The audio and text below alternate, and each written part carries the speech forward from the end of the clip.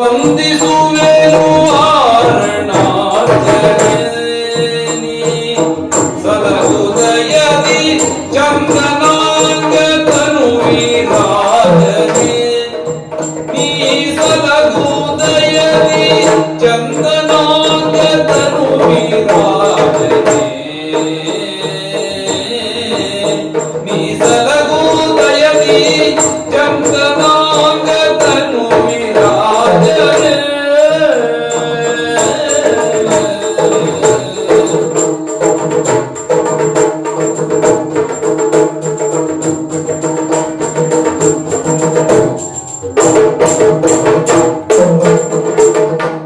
ವಂದಿಸುವೆನು ವಾರಣಾಸ್ಯನೆ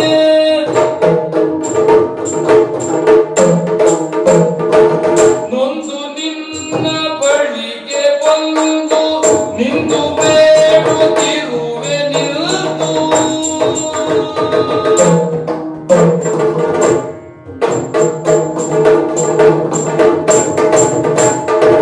ನೊಂದು ನಿನ್ನ ಬಳಿಗೆ ಬಂದು ನಿಂದು ಬೇಡುತ್ತಿರುವೆ ನಿಲ್ದು ನೊಂದು ನಿನ್ನ ಬಳಿಗೆ ಬಂದು ನಿಂದು ಬೇಡುತ್ತಿರುವೆ ನಿಂದು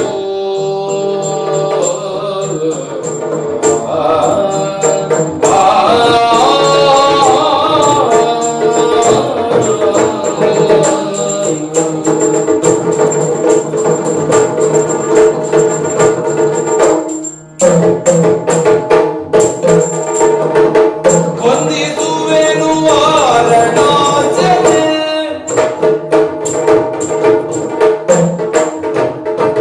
ಮಾಯ ತುಂಬಿ ಮನವ ಕಾಡಿದೆ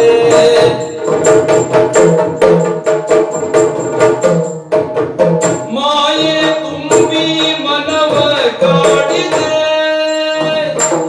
ಮಾಯೆ ತುಂಬಿ ಮನವ ಕಾಡಿದೆ ಮರುಳಾಗಿ ಮೂಲ ಧ್ಯೇಯವರಿತು ತನ್ವ ನೋಡಿದೆ ಮರುಳಾಗಿ ಮೂಲ ಧ್ಯೇಯ ಮರೆತು ತನ್ವ ನೋಡಿದೆ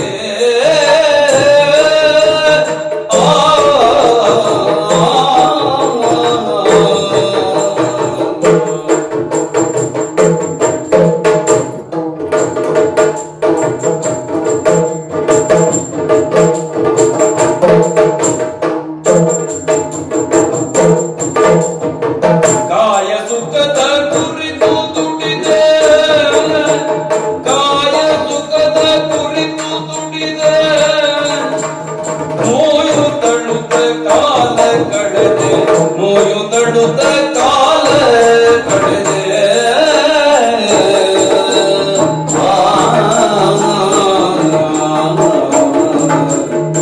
ವಂದಿಸುವೆನು ವಂದಿಸುವೆನು ವಾರಣಾಸ್ಯನೆ ನೀ ಸಲಹುದಯದಿ ಚಂದನಾಂಗ ತನುವಿರಾಜನೆ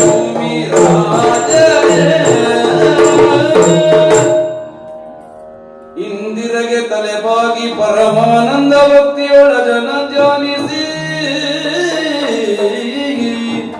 ವಂದಿಸುವೆ ಶಾರದೆಗೆ ಶಕ್ರಾದ್ಯಮರರಿಂಗರಗಿ ನಾಂದಿಯೊಳು ವರವ್ಯಾಸ ಮುನಿಪದ ದ್ವಂದ್ವಗಾನಕನಾಗಿ ಕವಿಗಳ ಸಂದಣಿಗೆ ಬರವೊಂದು ಬೇಡುವೆನಿ ಕದಾಮೃತವ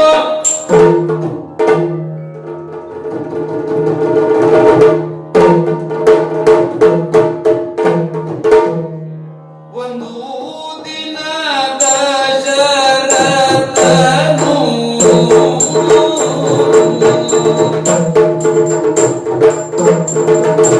ಒಂದು ದಿನ ದಶರಥನು ಸಭೆಯೋಳು ಒಪ್ಪಿರನಾಗ ಬಂದ ವಿಶ್ವಾಮಿತ್ರನು ನೀಪ ಬಂದ ವಿಶ್ವಾಮಿತ್ರನು ನೀಪ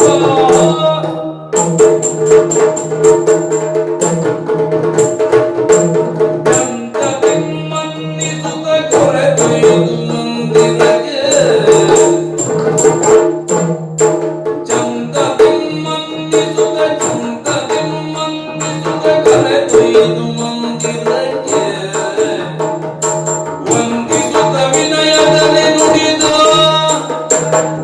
ವಂದಿಸುತ್ತ ವಿನಯದಲ್ಲಿ ನುಡಿದ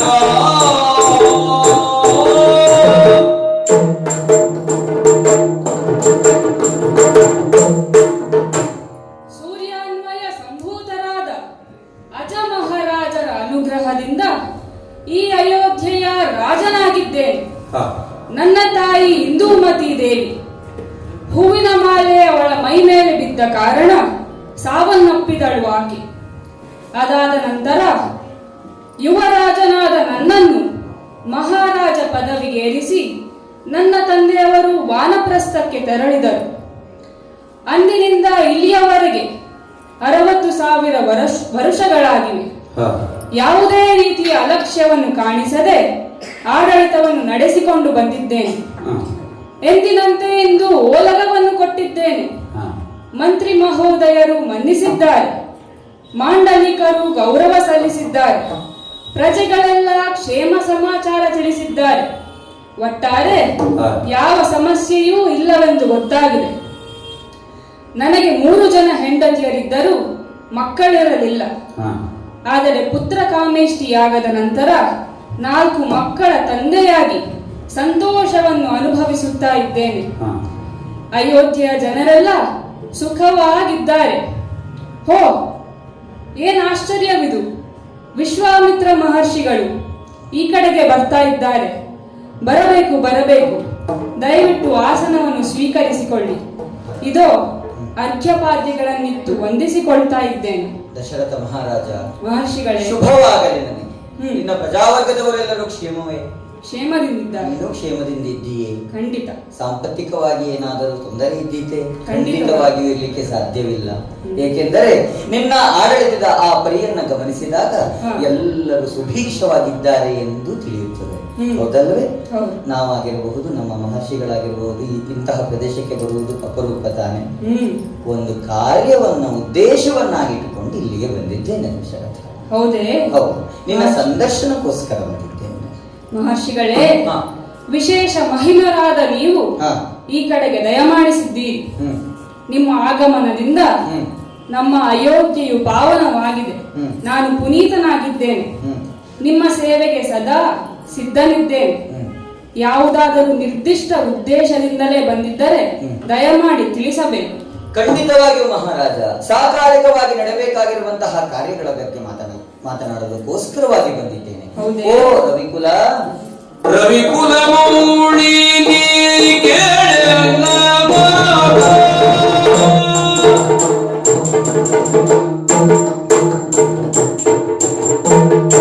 ರವಿಕುಲ ಮೌಳಿ ಕೇಳ ವಿವರಿಸುವೆನು ಬಂದ ಪರಿಯ ಪ್ರಖ್ಯಾತ. ವಿವರಿಸುವೆನು ಬಂದ ಪರಿಯ ಪ್ರಖ್ಯಾತ.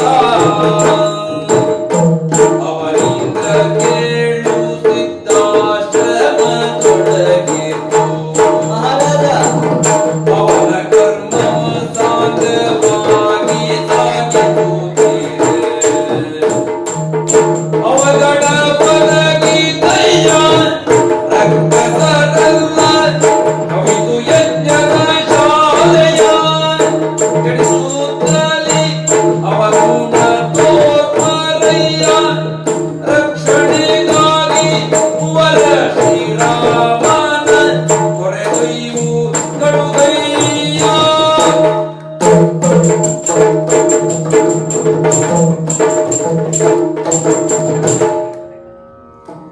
ಸೂರ್ಯಾನ್ಮೇಧವರ ಇಂತಹ ಕಾಲದಲ್ಲಿ ಅಥವಾ ಸೂರ್ಯವಂಶೀಯರ ಆಳ್ವಿಕೆಯ ಸಂದರ್ಭದಲ್ಲಿ ನಿಮ್ಮ ಈ ದೇಶಕ್ಕೆ ಬರ, ಕ್ಷಾಮ ಇತ್ಯಾದಿಗಳು ಬರಬಾರದು ಎನ್ನುವಂತಹ ಕಾರಣಕ್ಕೋಸ್ಕರವಾಗಿ ನಾವೆಲ್ಲರೂ ಒಂದು ಕಾರ್ಯವನ್ನು ಸದಾ ಮಾಡ್ತಾ ಇದ್ದೇವೆ. ಏನು ಕೇಳಿದರೆ ಯಜ್ಞ ಹಾವನಾದಿಗಳನ್ನು ನಡೆಸುವಂತಹದ್ದು. ಇದರಿಂದಾಗಿ ಲೋಕದಲ್ಲಿರುವಂತಹ ಕ್ಷಾಮಗಳು ಹೋಗ್ತಾವೆ ಎನ್ನುವಂತಹ ಕಾರಣ ಅಲ್ವೇ? ಇಲ್ಲೇ ಸಮೀಪದಲ್ಲಿರುವಂತಹ ಕಲುಷವನದಲ್ಲಿ ಒಂದು ಸಿದ್ಧಾಶ್ರಮವನ್ನ ನಾವು ರಚಿಸಿಕೊಂಡಿದ್ದೇವೆ.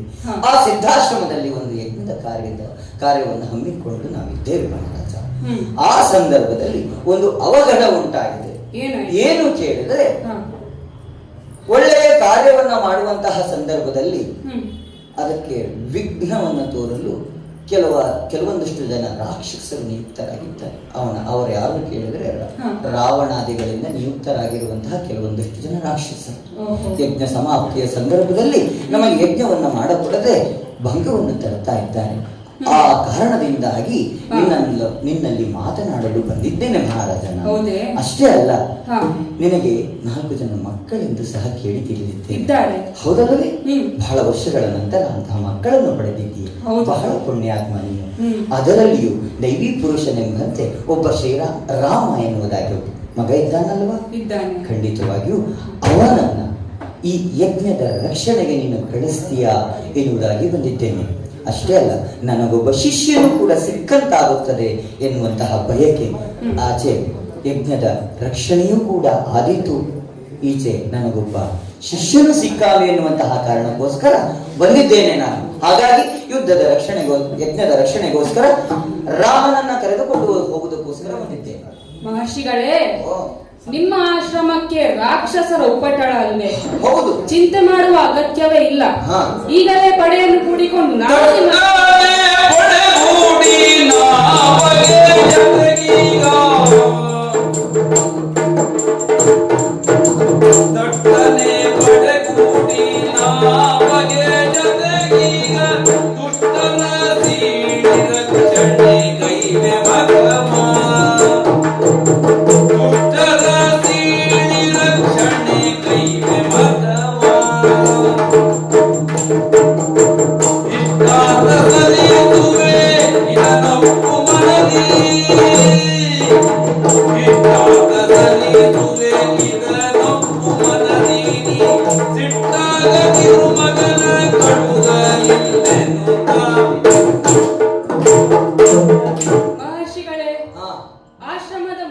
ಆಶ್ರಮದಲ್ಲಿ ನಿಮಗೆ ರಕ್ಕಸರ ಕಾಟವಲ್ವೇ?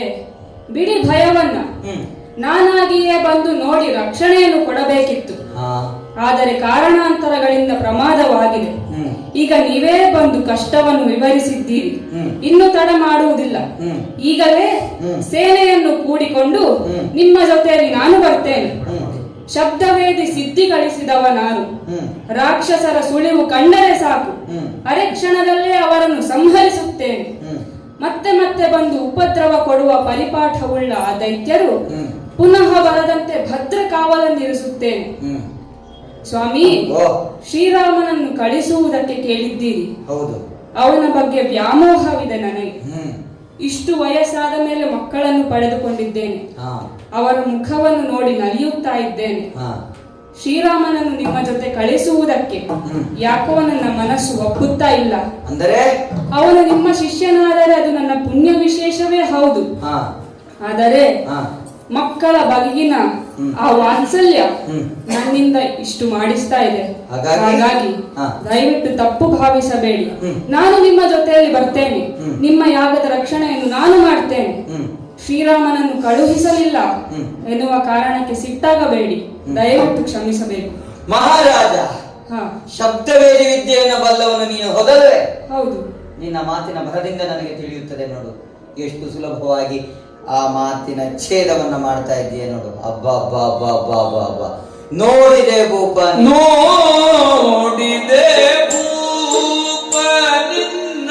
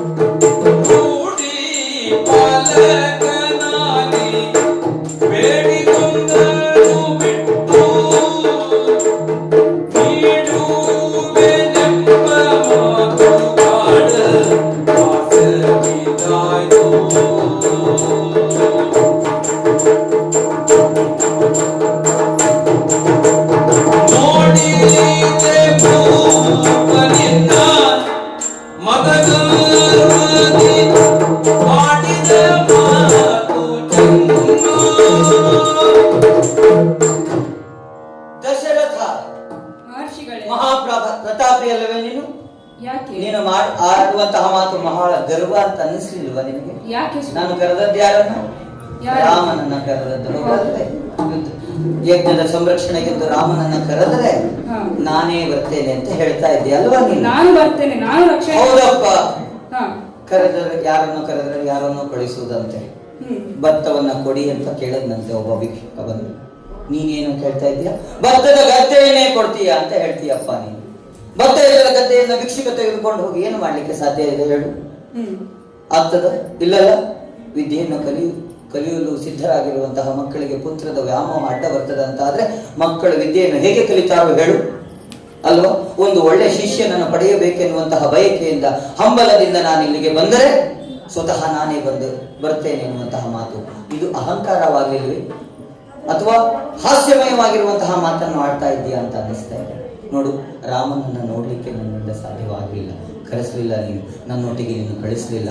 ಇದು ಕಳುಹಿಸುವುದಾದರೆ ನನ್ನೊಂದಿಗೆ ಯಜ್ಞದ ರಕ್ಷಣೆಗೆ ರಾಮನನ್ನ ನನ್ನೊಂದಿಗೆ ಕಳುಹಿಸಿಕೊಡು, ಇಲ್ಲವಾದರೆ ನನಗೆ ಹೋಗಲು ಅನುಮತಿಯನ್ನು ನನಗೆ.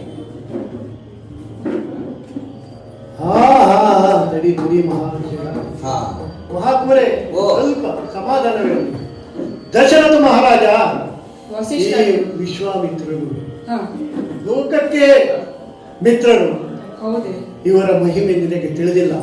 ಇವರು ಕ್ಷಾತ್ರ ಮೂಲವ ತಿಳಿದು ಬೆಳೆದವನು,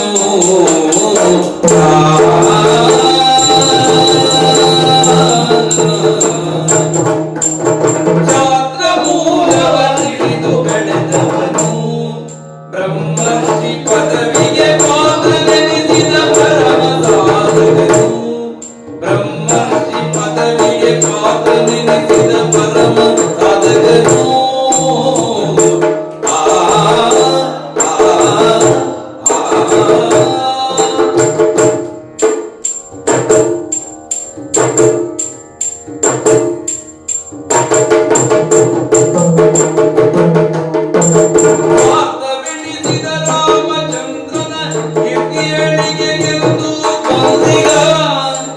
ಸ್ವಾರ್ಥವೆಣಿಸದೆ ರಾಮಚಂದ್ರನ ಕೀರ್ತಿ ಏಳಿಗೆಗೆಂದು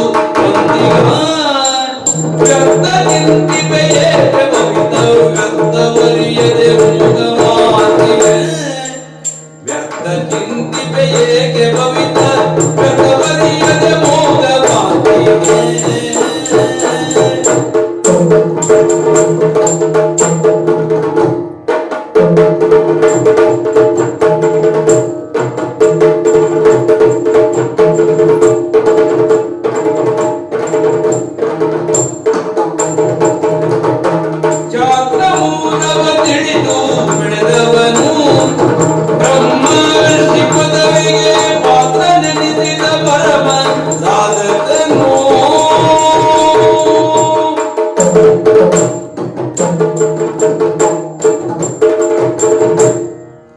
ದಶರಥ ಮಹಾರಾಜ ಗಾದಿ ಮಹಾರಾಜನ ಮಗನಾದಂತ ಈ ಕೌಶಿಕ ರಾಜ ನನ್ನ ಆಶ್ರಮಕ್ಕೆ ಬಂದು ನನ್ನ ಆತಿಥ್ಯವನ್ನು ಪಡೆದು ನಂದಿನಿ ದೇನವನ್ನು ಹಾಗೆ ಬಲಾತ್ಕಾರವಾಗಿ ಒಯ್ಯುವಾಗ ನಾನು ದಂಡ ಪ್ರಯೋಗವನ್ನು ಮಾಡಿದೆ.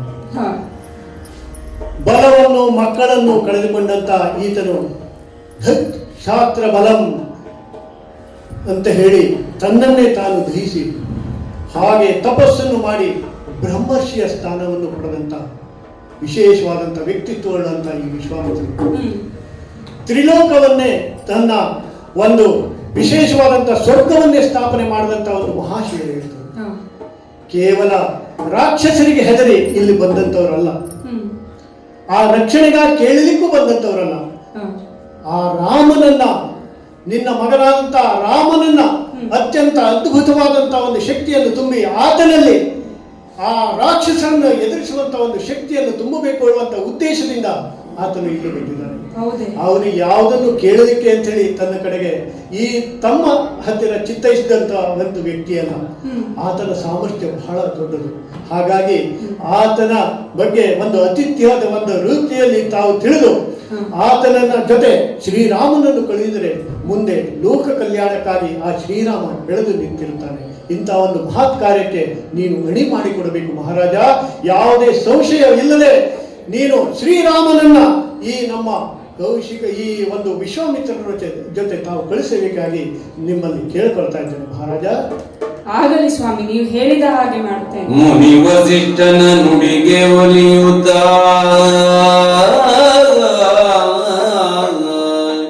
ಮುನಿ ವಸಿಷ್ಠನ ನುಡಿಗೆ ಒಲಿಯುತ್ತ ತನಯರಿವರ ಕರೆಸಿ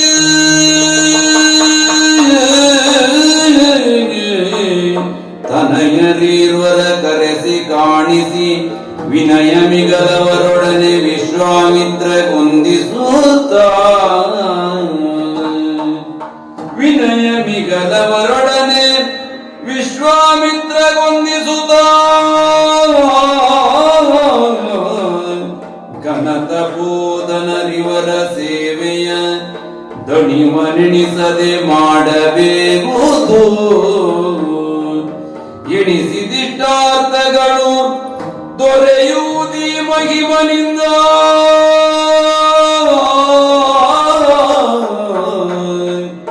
ಎಣಿಸಿದಿಷ್ಟಾರ್ಥಗಳು ದೊರೆಯುವುದಿ ಮಹಿಮನಿಂದ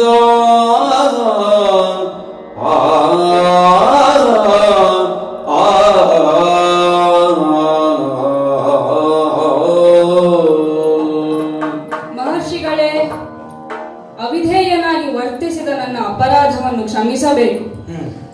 ಮಕ್ಕಳ ಮೇಲಿನ ಪ್ರೀತಿಯಿಂದಾಗಿ ಈ ರೀತಿಯಾಗಿ ನಾನು ಮಾತನಾಡಿಬಿಟ್ಟೆ. ನೀವು ಹೇಳಿದ ಹಾಗೆ ರಾಮನನ್ನು ನಿಮ್ಮ ಜೊತೆಯಲ್ಲಿ ಕಳಿಸುತ್ತೇನೆ. ಮಕ್ಕಳೇ, ಇವರು ವಿಶ್ವಾಮಿತ್ರ ಮಹರ್ಷಿಗಳು ಯಾಗದ ರಕ್ಷಣೆಗಾಗಿ ನಿಮ್ಮನ್ನು ಕರೆದುಕೊಂಡು ಹೋಗಲು ಬಂದಿದ್ದಾರೆ. ಮುನಿಗಳೇ, ನಿಮ್ಮಲ್ಲಿ ಒಂದು ವಿನಂತಿ. ಈ ರಾಮನು ಲಕ್ಷ್ಮಣನು ದೇಹವೆರಡು ಭಾವವೊಂದು ಎನ್ನುವ ಹಾಗೆ ಇದ್ದಾರೆ. ಅಂದರೆ ಒಬ್ಬರನ್ನು ಅಗಲಿ ಒಬ್ಬರು ಇರುವುದಿಲ್ಲ. ಹಾಗಾಗಿ ರಾಮನ ಜೊತೆಯಲ್ಲಿ ಲಕ್ಷ್ಮಣನನ್ನೂ ನೀವು ಕರೆದುಕೊಂಡು ಹೋಗಬೇಕು ಸ್ವಾಮಿ. ಹಾಗಾದ್ರೆ ನಾನು ಕೇಳಿದ್ದು ಕೇವಲ ರಾಮ ಕಳಿಸು ಅಂತ ಹೇಳಿದ್ದು ಕೇವಲ ರಾಮನನ್ನ. ನೀನು ಕಳಿಸ್ತಾ ಇರೋದು ಜೊತೆಗೆ ಲಕ್ಷ್ಮಣನನ್ನು ಕೂಡ. ಒಂದು ನಾಣ್ಯದ ಎರಡು ಮುಖಗಳಿದ್ದಂತೆ. ಅಂದರೆ ನೀನು ಅವರಿರುವರು ಒಬ್ಬರನ್ನೊಬ್ಬರು ಬಿಟ್ಟು ಅಗಲಿರಲಾರಳು ಅಲ್ವೇ? ಹಾಗಾಗಿ ರಾಮನ ಬಲ ಲಕ್ಷ್ಮಣ. ಹಾಗಾಗಿ ಇಬ್ಬರು ಬಲರಾಮರಾಗಿ ನನ್ನ ಜೊತೆಗೆ ಬರ್ತಾ ಇದ್ದಾರೆ. ಹಾಗಾದ್ರೆ ಹೌದು, ಬಹಳ ಸಂತೋಷ. ನಾನು ಕೇಳಿದ್ದೇನು ಹೇಳು, ಗೇರು ಹಣ್ಣನ್ನು ಕೊಟ್ಟರು ಅಂತ ಹೇಳಿದ್ರೆ ಹಣ್ಣಿನ ಜೊತೆಗೆ ಬೀಜವೂ ಬಂದಂತೆ ಅಲ್ವೇ? ಒಂದು ಹಣ್ಣು ಬರುವುದಿಲ್ಲ, ಅದರ ಜೊತೆಗೆ ಬೀಜವೂ ಬರ್ತದೆ. ಹಾಗೆ ಲಕ್ಷ್ಮಣ ಸಹ ಬರ್ತಾ ಇದ್ದಾನೆ. ಬಹಳ ಸಂತೋಷ.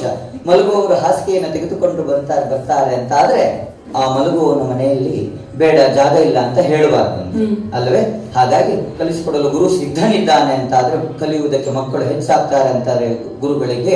ಅದರ ಸಂತೋಷ ಇಮ್ಮಡಿಯಾಗುತ್ತದೆ. ಸಂತೋಷವಾಯಿತು ದಶರಥ, ಸಂತೋಷವಾಯಿತು. ನನ್ನ ಆನಂದವು ಹೆಚ್ಚಾಗುತ್ತದೆ ದಶರಥ. ಇಬ್ಬರಿದ್ದಾಗ ಹೊಣೆಯೂ ಇಮ್ಮಡಿಯಾಗುತ್ತದೆ ಸ್ವಾಮಿ. ಇಬ್ಬರು ಮಕ್ಕಳನ್ನು ಕಳಿಸಿಕೊಡ್ತಾ ಇದ್ದೇನೆ. ಇವರು ಅರಮನೆಯಲ್ಲಿ ಹುಟ್ಟಿ ಬೆಳೆದವರು, ಅರಣ್ಯವನ್ನು ಕಂಡವರೇ ಅಲ್ಲ. ಕಲ್ಲು ಮುಳ್ಳಿನ ದಾರಿಯನ್ನು ಹಿಡಿದಿದ್ದಾರೆ. ಎಲ್ಲಿ ಹೇಗೆ ವರ್ತಿಸಬೇಕು ಎನ್ನುವುದು ಇವರಿಗೆ ಗೊತ್ತಿಲ್ಲ. ತಪ್ಪು ತಡೆ ಇವರಿಂದ ಆದೀತು.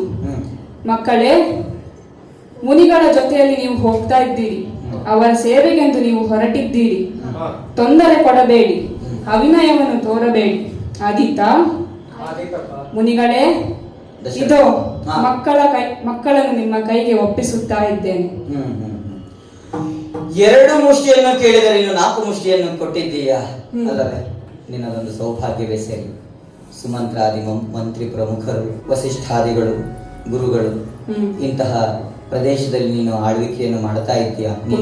ಬಹಳ ಪುಣ್ಯವಂತನೇ ಸರಿ, ಹೌದಲ್ಲವೇ? ಹಾಗಾಗಿ ಈ ಮಕ್ಕಳನ್ನು ಕರೆದುಕೊಂಡು ಹೋಗ್ತೇನೆ. ಹೊಣೆಗಾರಿಕೆ ನನ್ನದಿದೆ. ನೋಡು, ಕಳಿಸುವಂತಹ ಸಂದರ್ಭದಲ್ಲಿ ಕಣ್ಣೀರನ್ನು ಗರಿತಾ ಇದ್ದೀಯಾ. ತಾಯಿಯಂದಿರನ್ನೊಮ್ಮೆ ಗಮನಿಸಿ ನೋಡಂತೆ, ಅವರು ಕೂಡ ಕಣ್ಣೀರು ಹಾಕ್ತಾ ಇದ್ದಾರೆ. ನಾನು ಯೋಚಿಸುವುದು ಹೀಗೆ, ವಿದ್ಯೆ ಕಲಿಯುವುದಕ್ಕೆ ಹೋಗುವಂತಹ ಸಂದರ್ಭದಲ್ಲಿ ತಂದೆ ತಾಯಿಯರ ಕಣ್ಣಲ್ಲಿ ನೀರು ಬರ್ತಾ ಇದೆ ಅಂತ ಹೇಳಿದ್ರೆ ಅದು ಕಣ್ಣೀರಲ್ಲವೋ ಅಂತ ವಾತ್ಸಲ್ಯದ ಪನ್ನೀರು ಎಂದು ಭಾವಿಸಿದ್ರೆ ಆಗಿತ್ತು. ಹೋಗು, ನಿನ್ನ ಪತ್ನಿಯರಿಗೆ ಸಮಾಧಾನವನ್ನು ಹೇಳು. ಆದೀತು. ಇವರನ್ನು ಕರೆದುಕೊಂಡು ಹೋಗುವಂತ ಜವಾಬ್ದಾರಿಯನ್ನು ನಾನು ನೆರವೇರಿಸ್ತೇನಂತೆ. ಮಕ್ಕಳೇ ಹೀಗೆ ಬನ್ನಿ, ಮಕ್ಕಳೇ ಹೀಗೆ ಬನ್ನಿ, ಹೋಗೋಣ.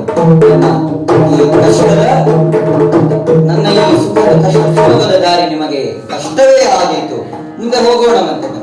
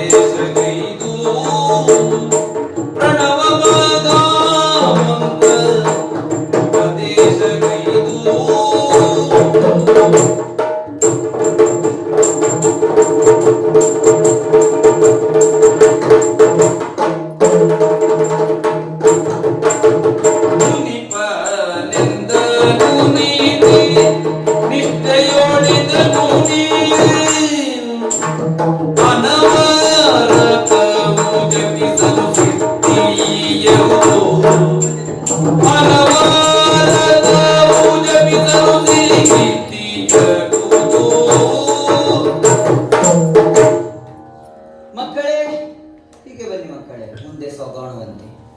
ಮುಂದೆ ಕಾಣುತ್ತಿರುವಂತಹ ನದಿ ಕಾಣ್ತಾ ಇದೆ ಅಲ್ಲವೇ? ಅದನ್ನು ಸರೆಯು ನದಿ ಎನ್ನುವುದಾಗಿ ಕರೆಯುತ್ತಾರೆ. ಅನೇಕ ಕವಲುಗಳನ್ನು ಹೊಡೆದು ಒಂದು ಕಡೆ ಸಂಗಮವಾಗ್ತಾ ಇದೆ, ಹೌದಲ್ಲವೇ? ಅದನ್ನ ಕಾಮಾಶ್ರಮ ಅಂತ ಕರೀತಾರೆ. ನಾವು ಮುಂದಕ್ಕೆ ಹೋಗಬೇಕಾದದ್ದು ಸಿದ್ಧಾಶ್ರಮ. ನೋಡು, ಇಲ್ಲಿರುವಂತಹ ಮುನಿಪಾಲಕರೆಲ್ಲರೂ, ಮುನಿಗಳೆಲ್ಲರೂ ಕೂಡ, ಮಹರ್ಷಿಗಳೆಲ್ಲರೂ ಕೂಡ ನಿಮ್ಮನ್ನ ಆಶೀರ್ವದಿಸಿದ್ದಾರೆ. ನೋಡಿ, ಅವರಿಗೆಲ್ಲರಿಗೂ ಒಂದು ನಮಸ್ಕಾರವನ್ನು ಮಾಡಿದಂತೆ. ನಮಸ್ಕಾರವನ್ನು ಪಡೆದಿದ್ದೀರಿ, ಆಶೀರ್ವಾದವನ್ನು ಪಡೆದಿದ್ದೀರಿ. ನೋಡಿ, ಮುಂದೆ ದಾರಿ ಬಹಳ ಕಷ್ಟವಾದೀತು. ನಡೆದುಕೊಂಡು ಬರುತ್ತಿರುವಂತಹ ದಾರಿ ನಿಮಗೆ ಕಠಿಣವಾಗಬಹುದು. ಬಾಯಾರಿಕೆ, ಬಸವಳಿಕೆ ಆಗಬಹುದು, ಹೌದಲ್ಲವೇ? ಹಾಗಾಗಿ ನೀವು ಮಿಂದು ಶುಚಿರ್ಭೂತರಾಗಿ ಸ್ನಾನಾದಿಗಳನ್ನು ಮಾಡಿ ದೇಹದ ಬಲವನ್ನು ಹೆಚ್ಚಿಸಬೇಕಾಗ್ತದೆ, ಹೌದಲ್ಲವೇ? ಹಾಗಾಗಿ ಸಿದ್ಧಿಯನ್ನ ಪಡೆದುಕೊಳ್ಳಬೇಕಾಗ್ತದೆ. ಸಿದ್ಧಿಯನ್ನ ಪಡೆದುಕೊಂಡ ನಂತರ ನಾವು ಮುಂದೆ ನಮ್ಮ ಕಾರ್ಯದಲ್ಲಿ ಅಣಿಯಾಗಬೇಕಾಗ್ತದೆ. ಹಾಗೆಯೇ ಮುಂದುವರಿಯುತ್ತಾ ಹೋದಂತಹ ಸಂದರ್ಭದಲ್ಲಿ ಮುಂದೆ ಕಾಣುತ್ತಿರುವಂತಹ ವನ ಯಾವುದು ನೋಡಿ ಮಕ್ಕಳೇ, ಗಾಢ ಅಂಧಕಾರದಿಂದ ಕಾಣ್ತಾ ಇದೆಯಲ್ಲ, ಅದನ್ನೇ ಕಲುಷವನ ಎಂದು ಕೂಡ ಕರೆಯುತ್ತಾರೆ. ಕಲಶವನೆಂದು ಏಕೆ ಕರೆಯುತ್ತಾರೆ? ಹೌದು, ಅದಕ್ಕೊಂದು ಹಿನ್ನೆಲೆ ಇದೆ. ಏನಂತ ಹೇಳಿದ್ರೆ, ಹಿಂದೆ ವಿಶ್ವರೂಪಾಚಾರ್ಯರು ಹಾಗೂ ರುದ್ರಾಸುರನನ್ನ ಸಾಯಿಸಿದಂತಹ ದೇವರಾಜನಿಗೆ ಒಂದು ಬ್ರಹ್ಮಹತ್ಯಾ ದೋಷ ಬಂದಿತ್ತಂತೆ. ಆ ದೋಷವನ್ನ ನಿವಾರಿಸಿಕೊಳ್ಳುವುದಕ್ಕೆ ಸಲುವಾಗಿ ಸಪ್ತ ಸಮುದ್ರಗಳಿಂದ ನೀರನ್ನ ತಂದು ಅಲ್ಲಿ ಅಭಿಷೇಕವನ್ನ ಮಾಡಿದಂತೆ. ಆ ಹರಿದಂತಹ ಪ್ರದೇಶವನ್ನು ಮಲದ ದೇಶ ಎಂಬುದಾಗಿ ಕರೀತಾರೆ. ಆ ಮಲದ ದೇಶ ಈಗ ಏನಾಗಿದೆ ನೋಡಿ ಮಕ್ಕಳು, ಕಾಡಾಗ್ಬಿಟ್ಟಿದೆ, ಹೌದಲ್ಲವೇ? ಹೌದು, ಕಾಡಾಗಿದೆ. ಕಾಡಾಗುವುದಕ್ಕೂ ಒಂದು ಕಾರಣ ಇದೆ. ಇಲ್ಲಿ ಕ್ರೂರಿಯಾಗಿರುವಂತಹ, ದುಷ್ಟೆಯಾಗಿರುವಂತಹ ಒಬ್ಬಳು ರಾಕ್ಷಸಿ ನೆಲೆ ನಿಂತಿದ್ದಾಳೆ. ಅವಳ ಹೆಸರು ತಾಟಕಿ ಎನ್ನುವುದಾಗಿ. ಹೌದು, ಅವಳು ಕೂಡ ಸುಂದನ್ ಎನ್ನುವಂತಹ ಗಂಧರ್ವನ ಪತ್ನಿ. ಅವಳು ಅಗಸ್ತ್ಯ ಮಹರ್ಷಿಗಳ ಶಾಪದಿಂದಾಗಿ ಅವಳು ಈ ರೀತಿಯಾಗಿ ರಾಕ್ಷಸಿಯಾಗಿದ್ದಾಳೆ. ನೋಡಿ ಮಕ್ಕಳೇ, ಬಹಳ ಜಾಗೃತರಾಗಿರಬೇಕು ನೀವು. ಯಾಕೆ ಕೇಳಿದ್ರೆ, ಅವಳು ಮಹಾ ಕ್ರೂರಿಯಾಗಿದ್ದಾಳೆ. ಯಾವ ಕ್ಷಣದಲ್ಲಿಯೂ ಕೂಡ ನಮ್ಮ ಮೇಲೆ ಆಕ್ರಮಣ ಮಾಡಬಹುದಲ್ಲವೇ? ಹಾಗಾಗಿ ನೀವು ಕೂಡಲೇ ಬಿಲ್ಲು ಬಾಣಗಳನ್ನು ಧರಿಸಿ ಸಿದ್ಧರಾಗಿ ನಿಂತಿರಬೇಕು ಮಕ್ಕಳೇ. ನೀವು ಸಿದ್ಧರಾಗಿರಬೇಕು. ನೀವು ಹೇಳಿದ ಸಂಗತಿಗಳನ್ನು ಕೇಳಿಕೊಂಡು, ಆದರೆ ಸಂದೇಹವೂ ಇದೆ ಗುರುಗಳೇ. ಮುನಿವರಿಯಲಾಲಿದಯ್ಯ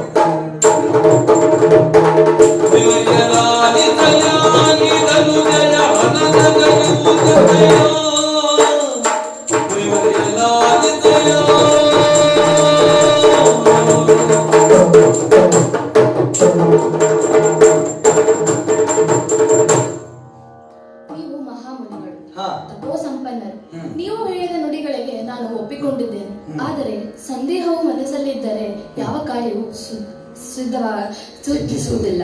ಹಾಗಾಗಿ ನನ್ನ ಸಂದೇಹವೇನೆಂದರೆ, ದುಷ್ಟೇ ಆಗಲಿ ರಕ್ಕಸಿ ಆಗಲಿ ಎಷ್ಟೇ ಕೆಟ್ಟವಳಾಗಲಿ ಹೆಣ್ಣು ಹೆಣ್ಣೇ ಅಲ್ಲವೇ? ಹೆಣ್ಣಿಗೆ ಕಷ್ಟ ಕೊಟ್ಟರೆ ಯಾವ ಸ್ತ್ರೀ ಹತ್ಯೆ ಪಂಚಪಾತಗಳಲ್ಲಿ ಮಹಾ ತಪ್ಪು. ಪಂಚಪಾತಕಗಳಲ್ಲಿ ಒಂದು ಅಂತ ಹೇಳ್ತೀಯ? ಹೌದು. ಹಾಗಾಗಿ ಸ್ತ್ರೀ ಹತ್ಯೆ ಮಾಡುವುದು ತಪ್ಪಲ್ಲವೇ? ಹಾಗಾಗಿ ಈ ಸಂದೇಹಕ್ಕೆ ನನಗೆ ಒಂದು ಸಂಗತಿಯನ್ನು ನೀಡಿ. ಅಂದ್ರೆ ನಿಮಗೆ ಸಮಾಧಾನವನ್ನ ಹೇಳಬೇಕು ಅಂತ ಹೇಳ್ತೀಯ? ಹೌದು. ಮೆಚ್ಚಿದೆ ರಾಮನಿನ ಮಾತಿದೆ. ಯಾವುದೇ ಕಾರ್ಯವನ್ನು ಆರಂಭಿಸುವಾಗ ಸಾರಾಸಾರವಾಗಿ ವಿಚಾರ ಮಾಡಬೇಕು, ಹೌದಲ್ವೇ?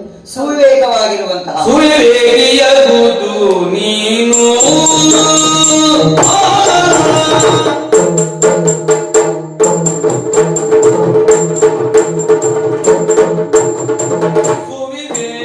ಸುವಿವೇಕಿಯಗುವುದು ನೀನು ಮೆಚ್ಚಿದೆ ನಾನು ಮೆಚ್ಚಿದೆ ನಾನು ವಿವರವ ಬೇಡುವೆನು ಮೆಚ್ಚಿದೆ ನಾನು ವಿವರವ ಬೇಡುವೆನು ಭುವನ ಬಾಲಕಿಯಾದ ಮಂದರೆಂಬಳ ಜವದೋಡಿದನು ಕರೆದ ನೀ ಕೇಳಿದ ಜವದೊಳಿಂದನು ಕರೆದ.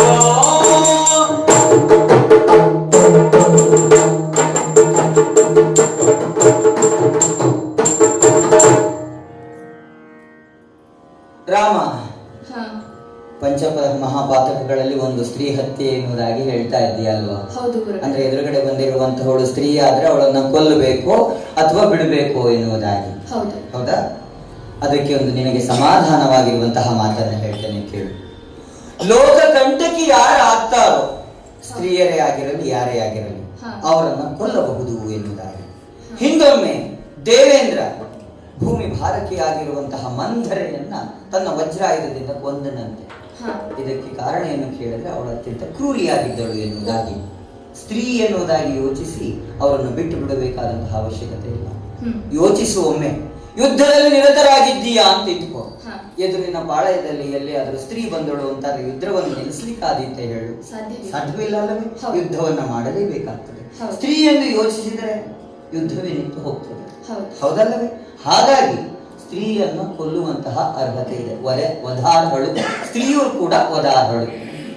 ಹಿಂದೆ ಮಹಾವಿಷ್ಣುವು ಕೂಡ ಇದನ್ನು ಮಾಡಿದ್ದಾನೆ. ಒಂದು ಉದಾಹರಣೆ ಹೇಳುವಂದ್ರೆ, ಭೃಗು ಮುನಿಗಳ ಪತ್ನಿಯ ಕತ್ತನ್ನು ಕೂಡ ಒಮ್ಮೆ ಸುದರ್ಶನ ಚಕ್ರದಿಂದ ಕತ್ತರಿಸಿದ್ದಾನೆ ಮಹಾವಿಷ್ಣು. ಕಾರಣ ಇಷ್ಟೇ, ಅವಳು ರಾಕ್ಷಸನಿಗೆ ಆಶ್ರಯ ನೀಡಿದ್ದಳು ಎನ್ನುವಂತಹ ಕಾರಣಕ್ಕೋಸ್ಕರ.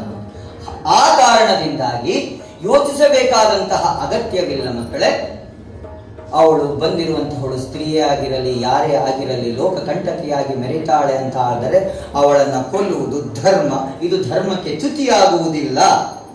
ಇದು ಲೋಕಕ್ಕೆ ಶಾಂತಿಯೇ ದೊರೆಯುತ್ತದೆ ರಾಮ, ಶಾಂತಿ ದೊರೆಯುತ್ತದೆ. ಸಂದೇಹವನ್ನು ನಿಭಾಯಿಸಿದ್ದೀರಿ. ಆ ತಾಟಕಿಯನ್ನು ನಾನು ಸಂಹರಿಸುತ್ತೇನೆ. ರಾಕ್ಷಸಿಯಾದವಳನ್ನು ನಾನು ಕತ್ತನ್ನು ಕೊಯ್ಯುತ್ತೇನೆ. ಅಂದ್ರೆ ನೀನು ಯುದ್ಧಕ್ಕೆ ಸಿದ್ಧನಾಗಿದ್ದೀಯಾ ಅಂತ ಆಯ್ತು. ಸರಿ ಸರಿ, ಹಾಗಾದ್ರೆ ಮುಂದೆ ಹೋಗೋಣವಂತೆ. ನಿನ್ನ ಸಂದೇಹ ಎಲ್ಲ ಸಮಾಧಾನವಾಯ್ತು ತಾನೆ? ನೋಡು, ಯಾವ ಸಂದರ್ಭದಲ್ಲಿ ಬೇಕಾದರೂ ರಾಕ್ಷಸಿಯ ಆಗಮನ ಆಗಬಹುದು. ಬಿಲ್ಲು ಬಾಣವನ್ನ ಹಿಡಿದು ನೀವು ಸಿದ್ಧರಾಗಿ ನಿಂತಿರಬೇಕು. ಯಾವಾಗ ಬೇಕಾದ್ರೂ ಬರಬಹುದು. ನೋಡ್ತಾ ಇರಿ, ಸಿದ್ಧರಾಗಿ. ಆಯ್ತು ಗುರುಗಳೇ.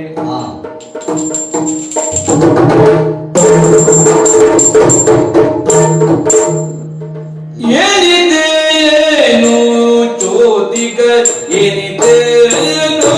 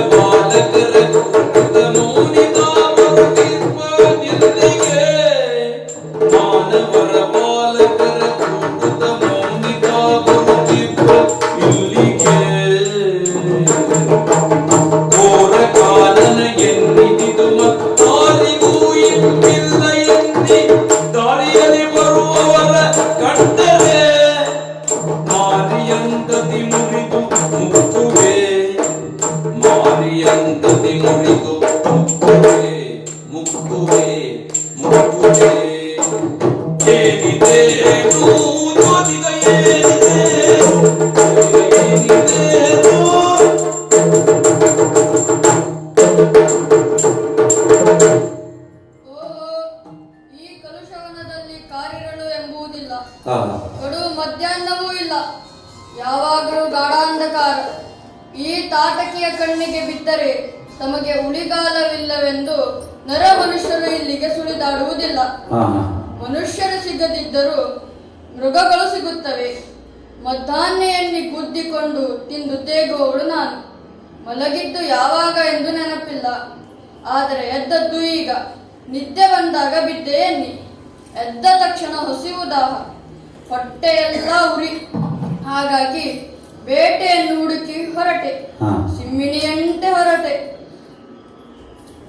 ದಾರಿಯಲ್ಲಿ ಹೋಗುತ್ತಿದ್ದೇನೆ, ಕಾಲಿನ ತುಳಿತಕ್ಕೆ ಯಾವ ಮೃಗವೂ ಸಿಗಲಿಲ್ಲ, ಬೀಸಿದ ಕೈಗೆ ಚಿಕ್ಕ ಹಕ್ಕಿಯೂ ಸಿಗಲಿಲ್ಲ, ಉರಿಯುವ ಕಣ್ಣಿಗೆ ಯಾರೂ ಸಿಗಲಿಲ್ಲ.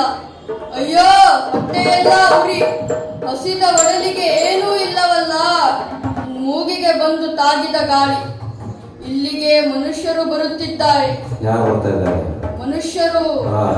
ಮನುಷ್ಯರು ಬರುತ್ತಿದ್ದಾರೆ. ಆ ಗಡ್ಡದ ಮುನಿ ಗಿಡ್ಡ ಹುಡುಗರನ್ನು ಕೂಡಿಕೊಂಡು ಬರುತ್ತಿದ್ದಾನೆ. ಆ ಜೋಗಿಗೆ ದೇಹವೇ ಇಲ್ಲ, ಆದರೆ ಹುಡುಗರು ಮೈ ಕೈ ತುಂಬಿಕೊಂಡಿದ್ದಾರೆ. ಎಲೆಯ ಸೌತೆಕಾಯಿ ಇದ್ದ ಹಾಗೆ ಇದ್ದಾರೆ. ನಾನು ತಡ ಮಾಡದೆ ಅಲ್ಲಿಗೆ ಹೋಗಿ ಅವರನ್ನು ತಿಂದು ಬಿಡುತ್ತೇನೆ. ಎಲ್ಲ ಹುಡುಗ ನೀನು ಹುಲ್ಲು ಗಣಿಯ, ಹುಡುಗ ನೀನು ಹುಲ್ಲು ಗಣಿಯ, ಹಿಡಿದು ಬಂದೆಯ, ಹಿಡಿದು ಬಂದೆಯ.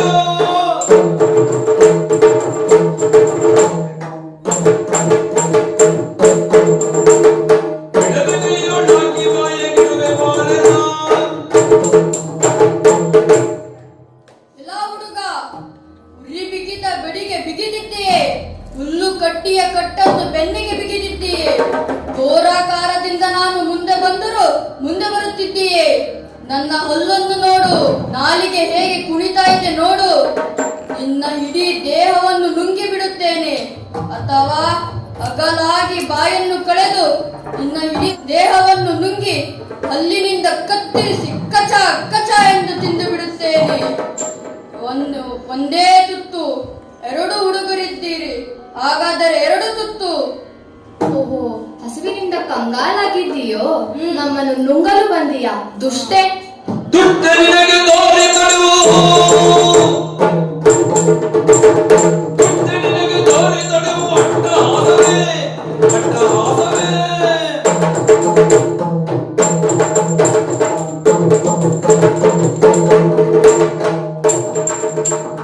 ಅಟ್ಟ ಕಡೆಯ ಕಾಲಕ್ಕೆ ಮೃತ್ಯು ಬಂದಿದೆ.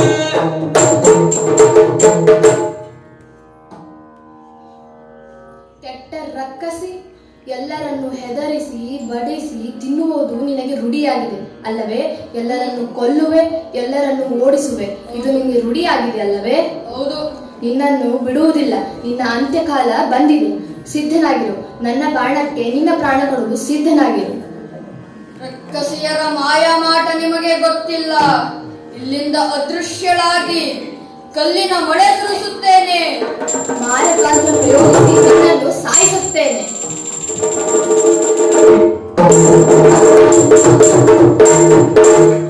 ಅಣ್ಣ, ತಾಟಕಿ ಸತ್ತಳು, ದೊಡ್ಡ ಬಂಡೆಯ ಹಾಗೆ ಬಿದ್ದಿದ್ದಾಳೆ.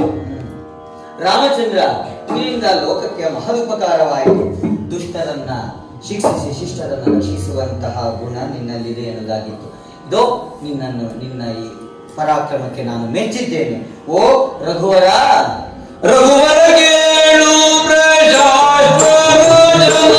ಪುತ್ರ.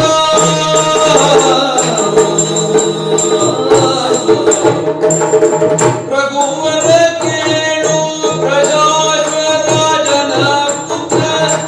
ಅಗಣಿತ ತಪ ಬೆಸಗಿಲ್ಲಿ, ಅಗಣಿತ ತಪ ಬೆಸಗಿಲ್ಲಿ.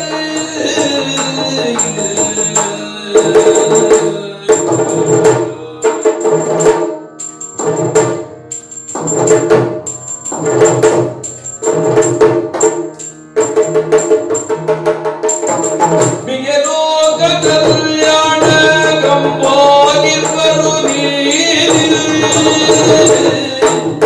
ಮಿಗೆಲೋಕ ಕಲ್ಯಾಣ ಕಂಬೋಗಿರ್ವರು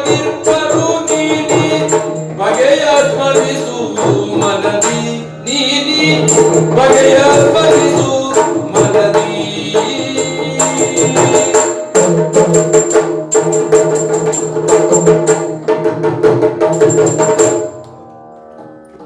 ರಾಮ, ನಿನ್ನ ಪರಾಕ್ರಮದ ಪ್ರೌಢಿಮೆಗೆ ನಿಜವಾಗಿಯೂ ನಾನು ಮೆಚ್ಚಿದ್ದೇನೆ.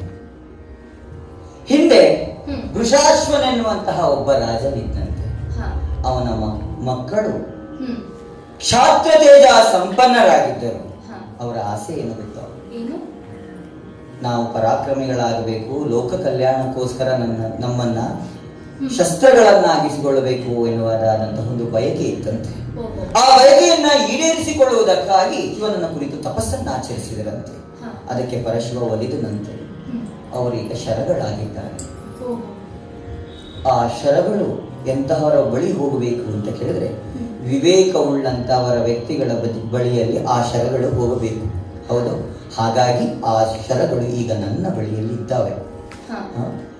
ಇದು ಅಂತಹ ಶರಗಳನ್ನು ನಾನು ನಿನಗೆ ಕೊಡ್ತಾ ಇದ್ದೇನೆ. ವಿಶೇಷ ಏನು ಗೊತ್ತೋ? ನೀನು ಬಿಡುವಂತಹ ಈ ಶರಗಳು ಒಮ್ಮೆ ಹೋಗಿ ಶತ್ರುವನ್ನು ಸಂಹರಿಸಿ ಪುನಃ ನಿನ್ನ ಬತ್ತಳಿಕೆ ಬಂದು ಸೇರುತ್ತದೆ. ಹೀಗೆ ಅಲ್ಲಿರುವಂತಹ ಆ ಶರಗಳನ್ನು, ಧರ್ಮ ಚಕ್ರಗಳನ್ನ, ಗಧೆಗಳನ್ನ ನಿನಗೆ ನೀಡುತ್ತಾ ಇದ್ದೇನೆ. ಇದೋ ನಾಳೆ ನಡೆಯುವಂತಹ ಈ ಯಾಗಕ್ಕೆ ಸನ್ನದ್ಧರಾಗಬೇಕು. ಸಿದ್ಧಿಸಿಕೊಳ್ಳಿ ಮಕ್ಕಳೇ, ಕೀರ್ತಿಯನ್ನ ಪಡೆಯಿರಿ. ಬನ್ನಿ ಮಕ್ಕಳೇ, ಬನ್ನಿ. ಆರಂಭಿಸುವೆ ನಾಳೆ ಯಾಗ,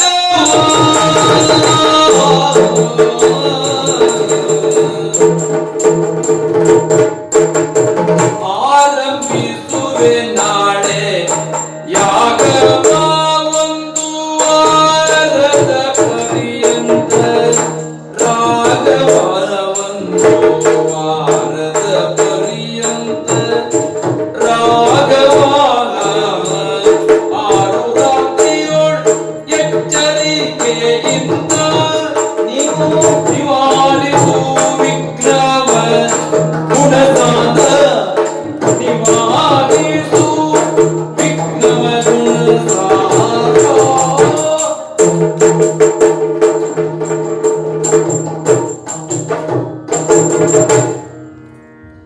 ರಾಮ, ನೀವಿರುವರು ಸಿದ್ಧರಾಗಿ ನಿಂತಿದ್ದೀರಿ, ಹೌದಲ್ಲ? ಯಜ್ಞದ ರಕ್ಷಣೆಗೆಂದು ನಾನು ಯಜ್ಞವನ್ನ ಮಾಡಲು ಸಿದ್ಧನಾಗಿದ್ದೇನೆ.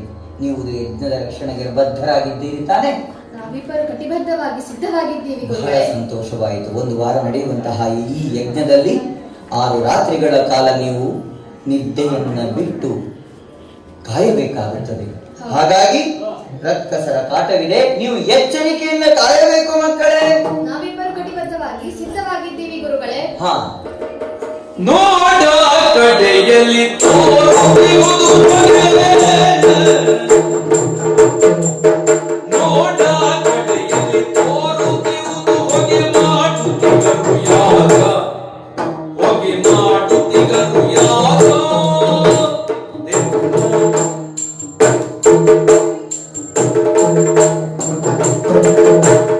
ಕೂಡಿದ ಮುನಿಗಳ ಮಂತ್ರದ ಘೋಷವು ಕೇಳಿತು ಕಿವಿಗೀಗ.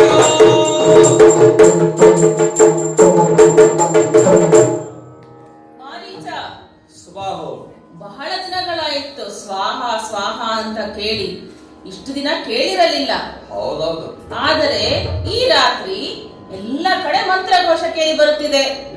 ಅಲ್ಲಿ ನೋಡು, ಆಕಾಶದಲ್ಲೆಲ್ಲ ಯಾಗದ ಹೊಗೆ ಹರಡಿದೆ. ಇದು ಏನು ಆಶ್ಚರ್ಯ!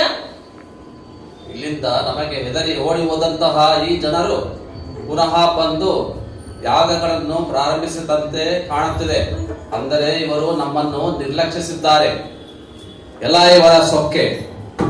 ಯಾವುದೇ ಕಾರಣಕ್ಕೂ ಈ ಯಾಗವನ್ನು ಮಾಡಲು ಬಿಡಬಾರದು. ನಾನು ಈ ಕೂಡಲೇ ಹೋಗಿ ಎಲುಬುಗಳನ್ನು ತಂದು ಈ ಯಜ್ಞಕುಂಡಕ್ಕೆ ಸುರಿಯುತ್ತೇನೆ. ನಾನು ಬರುತ್ತೇನೆ. ಕೊಡ ತುಂಬಿ ರಕ್ತವನ್ನು ಸುರಿಸುತ್ತೇನೆ. ಈ ಯಾಗದ ಊರಿಗೆ ಹಾರಿಸಿ ಬಿಡುತ್ತೇನೆ. ನಡೆ ಹೋಗೋಣ. ಅಣ್ಣ, ಅಣ್ಣ ನೋಡು ಕೂಳರಿದ್ದ, ಅಣ್ಣ ನೋಡು ಕೂಳರಿದ್ದ, ಮಿಣ್ಣಗೈ ತರುವ ಬಗೆಯ, ಮಿಣ್ಣಗೈ ತರುವ ಬಗೆಯ.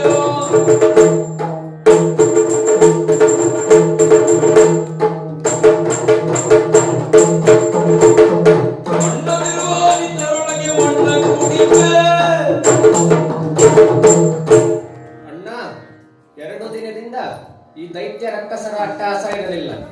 ಆದರೆ ಇಂದು ಅಂತರಿಕ್ಷದಲ್ಲಿ ಸಂಚರಿಸುತ್ತಾ ತಮ್ಮ ಅಟ್ಟಹಾಸವನ್ನು ಮೆರುತ್ತಾ ಬರುತ್ತಿದ್ದಾರೆ.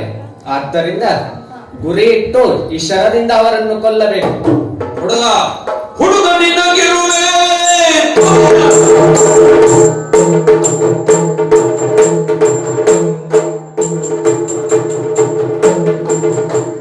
ಹುಡುಗ ಹುಡುಗ ನಿನಗಿರುವೆ ಎನ್ನಂತವರೊಡಲ ಸಂಗರದರುವೆ ಎನ್ನಂತವರೊಡಲ ಸಂಗರದರುವೆ ಒಡವಿಗೆ ತೆಗಿ ಬಂದ ಬಿಡಿಯೋಳ ರಾಯದ ನಿನ್ನ ಊರಿಗೆ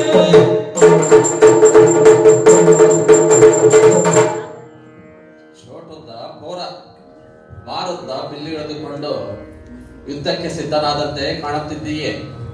ನಮ್ಮಂತವರೊಡನೆ ಯುದ್ಧ ಮಾಡಿ ನಿನಗೆ ಉಳಿಗಾಲವಿಲ್ಲ. ಎಲ್ಲಿಂದ ಬಂದೆಯೋ ಅಲ್ಲಿಗೆ ಹಿಂದಿರುಗಿ ಹೋಗು. ನಿನಗೆ ಈ ಬಿಲ್ಲು ಕೂಡ ಭಾರವಾದಂತೆ ಕಾಣುತ್ತಿದೆ. ನಡೆಯಾಚೆ. ಬಾಣವನ್ನು ಹೂಡಿದ್ದೇನೆ, ಬಿಡುತ್ತೇನೆ. ಇದು ಮಾನವಾಸ್ತ್ರ. ನೀವು ದಕ್ಷಿಣ ಸಮುದ್ರದ ತೀರಕ್ಕೆ ಹೋಗಿ ಬೀಳುತ್ತೀರ. ಈ ಸಂಗತಿಯನ್ನು ಹೋಗಿ ಅಲ್ಲಿ ಹೇಳು. ಪರಿಯ ಕಂಡು ಸುಬಾಹು ಕೋಮಲ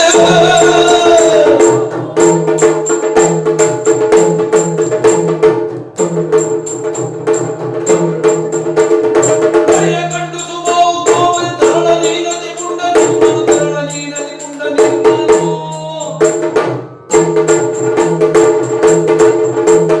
ಮುರಿದು ಕುಂದನೆ ಬೆಳೆದ ಮುಂದರಿಯೋ ಎಲ್ಲ ಹುಡುಗ ಮಾರೀಚರನ್ನೇ ಹಾರಿಸಿ ಬಿಟ್ಟೆ. ನಿನ್ನನ್ನು ಹೀಗೆ ಬಿಟ್ಟರೆ ಏನೂ ಮಾಡುತ್ತೀಯೆ. ಅಂತಹ ತಾಟಕಿಯನ್ನೇ ಕೊಂದು ಹಾಕಿದ್ದೀಯೆ. ನನ್ನ ಬಲವನ್ನು ತೋರಿಸುತ್ತೇನೆ. ನಿನ್ನನ್ನು ಮುರಿದು ನುಂಗುತ್ತೇನೆ. ಬಾ ಮುಂದೆ.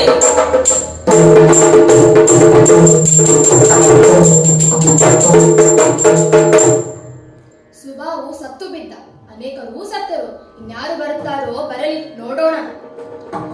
ರಾಮಚಂದ್ರ, ಲಕ್ಷ್ಮಣ, ಗುರುಗಳೇ, ಗುರುಗಳೇ, ಯಾಗ ನಿರ್ವಿಘ್ನವಾಗಿ ನಡೆಯಿತು. ಕಾರಣ ಇದಕ್ಕೆ ನೀವಿರುವರು. ಏಕೆಂದರೆ ಬಂದಿರುವಂತಹ ಎಲ್ಲ ರಾಕ್ಷಸರನ್ನ ಸಂಹರಿಸಿ ಲೋಕಕ್ಕೆ ಕಲ್ಯಾಣವಾಗುವಂತೆ ಮಾಡಿದ್ದೀರಿ. ನೋಡಿ, ಇಂತಹ ಕಲ್ಯಾಣವಾಗಿರುವಂತಹ ಕಾರ್ಯವನ್ನು ನಡೆಸಿರುವಂತಹ ನಿಮ್ಮ ಈ ಕೀರ್ತಿ ಅಜರಾಮರವಾಗಿರಲಿ. ಸಮಸ್ತ ಸನ್ಮಂಗಲಾನಿ ಭವಂತು. ಲೋಕಾ ಸಮಸ್ತ ಸುಖಿನೋ ಭವಂತು.